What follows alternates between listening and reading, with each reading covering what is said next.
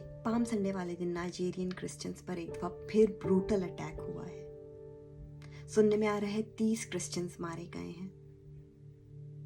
Main stream media खामोश है, उनकी मदद के लिए कोई नहीं आ रहा। अथॉरिटीज खामोश हैं, प्रेसिडेंट खामोश है।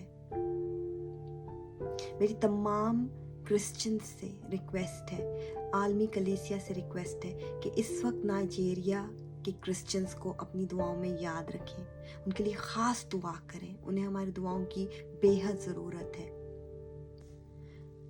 मसीह में हम सब बहन भाई हैं और एक जिस्म का हिस्सा हैं। जब जिस्म के एक हिस्से को तकलीफ होती है तो पूरा जिस्म तड़प उठता है। हमें भी अपने नाइजीरियन बहन भाइयों के लिए इसी तरह तकलीफ होनी चाहिए। और गो की अथॉरिटीज चुप हैं, लेकिन हमारा प्यारा आसमानी बाप सब कुछ देख रहा है और वो हमारी दुआओं का जवाब ज़रूर देगा।